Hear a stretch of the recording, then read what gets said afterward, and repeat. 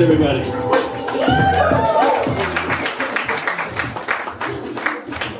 Now, your next performer wrote me about 3 hours ago. He goes, yeah, I'm in town to headline the show, and I'd love to try out some stuff before, if that's cool. I say, sure, you know, I'm a laid-back guy, pretty cool and shit. And that wasn't a joke. No, that was a joke. I go, yeah, sure, that's cool, come on by, man. And he shows up, and he goes, you know, I started Free Man on the Land. I don't know if I don't know if any of you guys know who that is, but check it out, Wikipedia that after the show. But then he goes, I go, yeah, that's cool. And then he goes, can I smoke a cigarette on stage?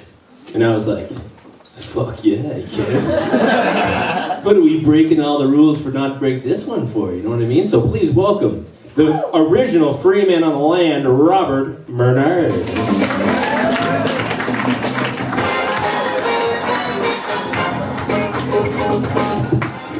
I gotta tell you, this is without a doubt the coolest venue I have ever played in my life. Come on in, take your shoes off, spark one up.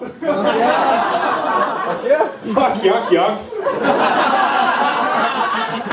I'd like to thank Funny White Jesus for letting me be here.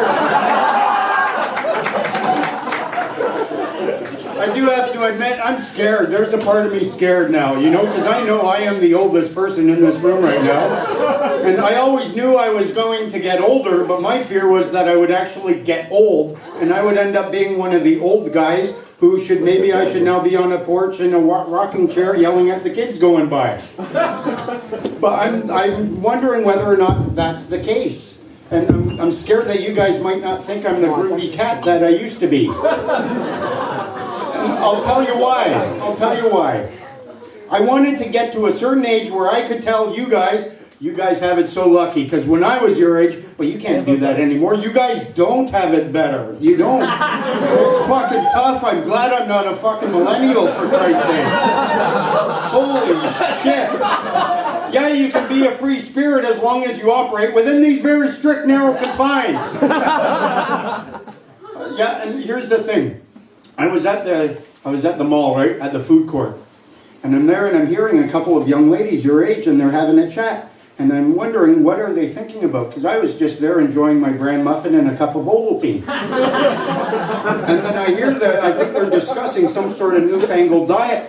And I realize that they're talking about eating something that you can't put on a plate. They were talking about eating ass. You fucking millennials, you don't have it easy, do you?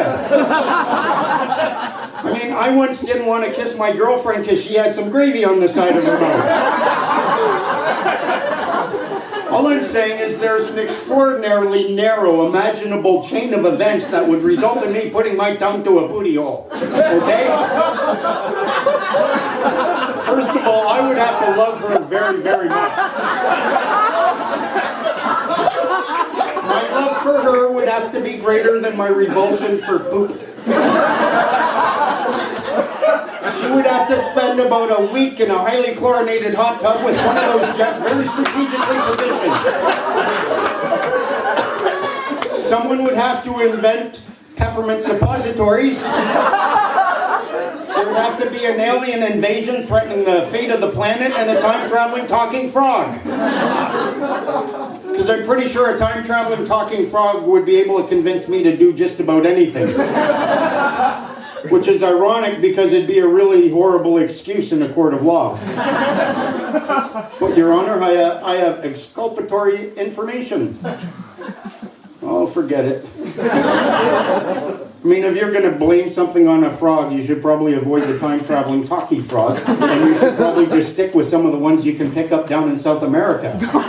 Some of these frogs, they exude very powerful psychoactive substances as a defensive mechanism, and their effects, their psychoactive effects, they might actually cause you to believe you are, in fact, dealing with a time-traveling talkie frog. I tried it once. It was intense. It made peyote seem like pop rocks. It was so cool, I even wrote a poem about it. I call it Ode to Toad. Yeah, I went there. Toad, oh toad, spots on your back, one little lick, you're better than crack. Toad, oh toad, your magic is fast, one little lick and I'm off with a blast.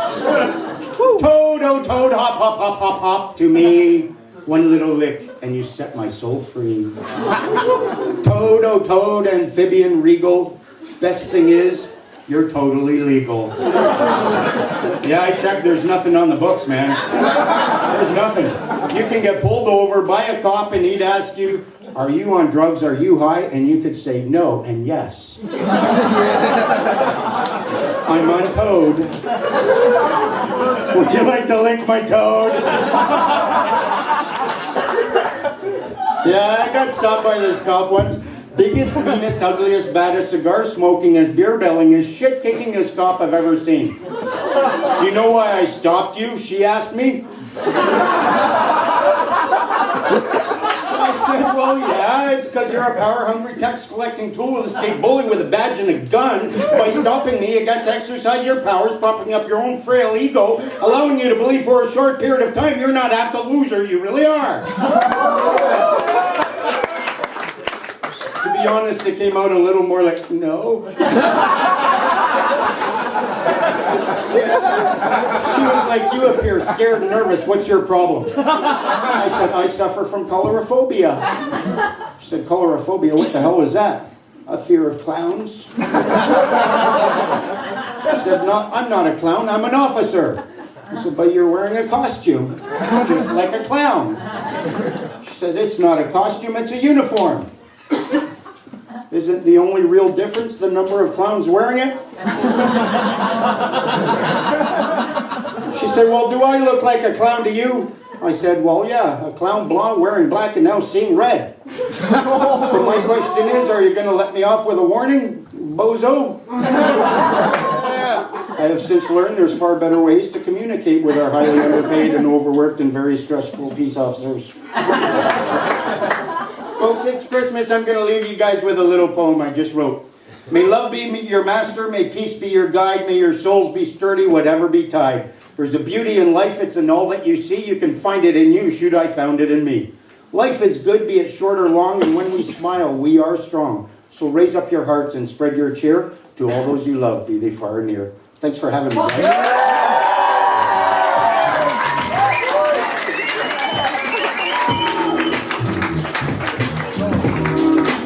How about a round for him and all the free men on the land, huh? Google it. If you don't know what it is, Google it. You may not be into it, but it's worth a read. It's fantastic work, I think. I'm not going to do it, but fuck, I'm glad somebody is. Well,